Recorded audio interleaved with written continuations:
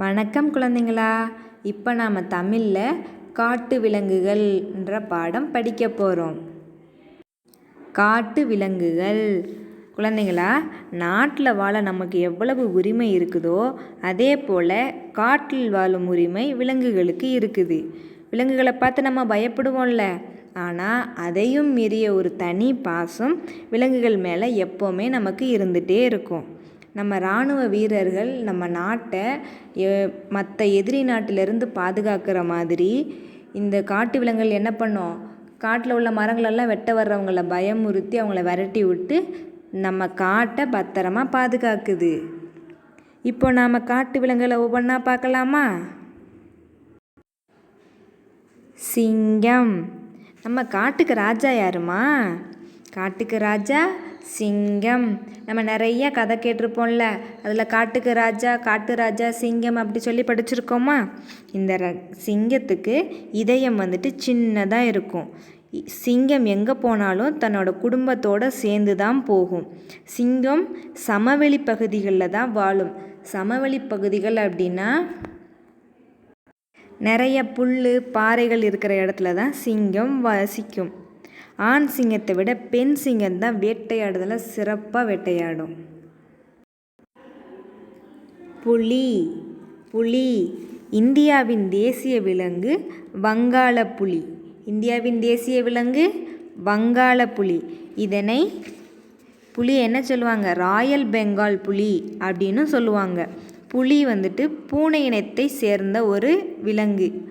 புலியின் மேலே கருப்பு மஞ்சள் நிறங்களில் பட்டையாக கோடு இருக்கும். பார்த்துருக்கீங்க தான், அந்த வரி வரியாக கோடு இருக்குதா? கருப்பு நிறத்துலேயும் மஞ்சள் நிறத்துலேயும். புலிகளின் தோலுக்காக புலிகள் வேட்டையாடப்படுகின்றன.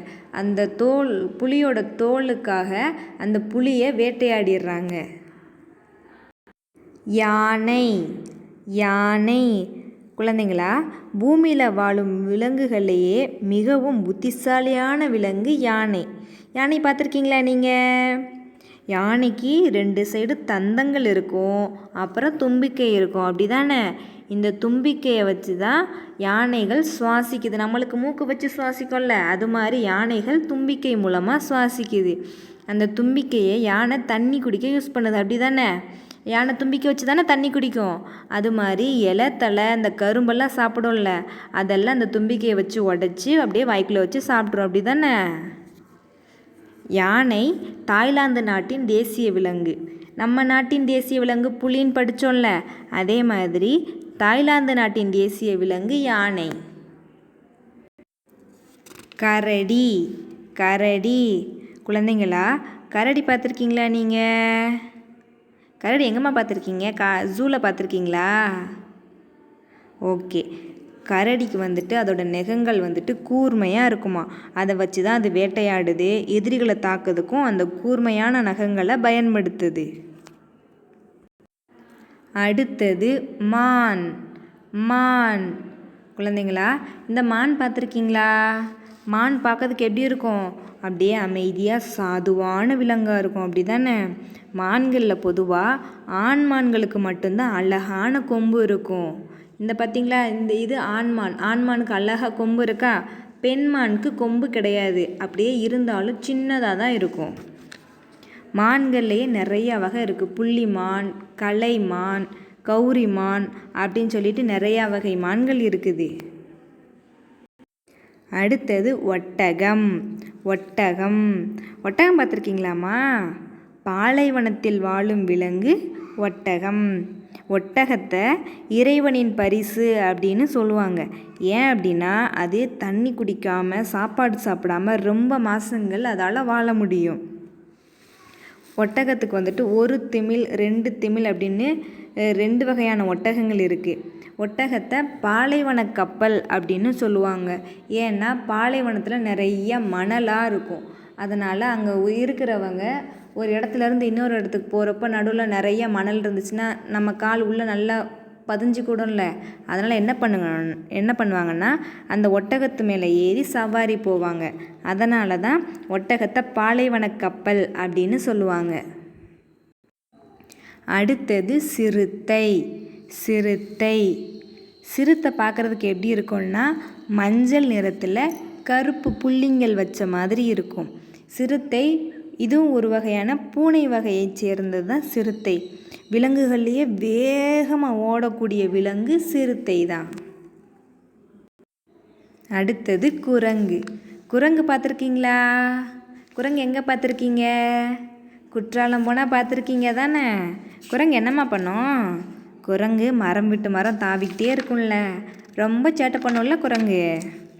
குரங்குகளுக்கு வந்துட்டு 2 மூளை இருக்குதான். நம்மளுக்கெல்லாம் மூளை ஒன்று தானே இருக்குது, ஆனால் குரங்குகளுக்கு 2 மூளை இருக்குது. அதில் ஒரு மூளை வந்துட்டு உடலை செயல்படுத்துதான், இன்னொரு மூளை வந்துட்டு அதோட வாலை செயல்படுத்துதான். அடுத்தது ஒட்டகச்சிவிங்கி. ஒட்டகச்சிவிங்கி பார்த்துருக்கீங்களா?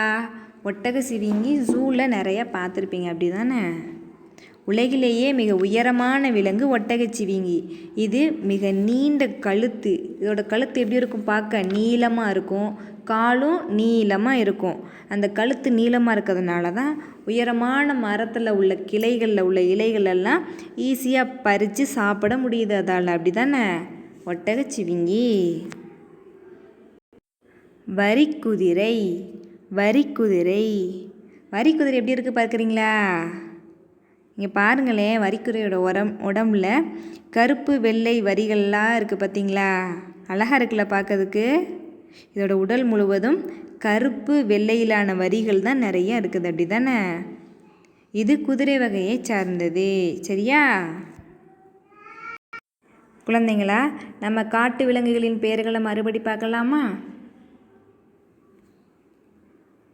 காட்டு விலங்குகள்: சிங்கம், சிங்கம். புலி, புலி. யானை, யானை. கரடி, கரடி. மான், மான். ஒட்டகம், ஒட்டகம். சிறுத்தை, சிறுத்தை. குரங்கு, குரங்கு. ஒட்டகச்சிவிங்கி, ஒட்டகச்சிவிங்கி. வரிக்குதிரை, வரிக்குதிரை. குழந்தைங்களா, இந்த காட்டு விலங்குகள் பாடம் உங்களுக்கு பிடிச்சிருந்துச்சா? நன்றி குழந்தைங்களா.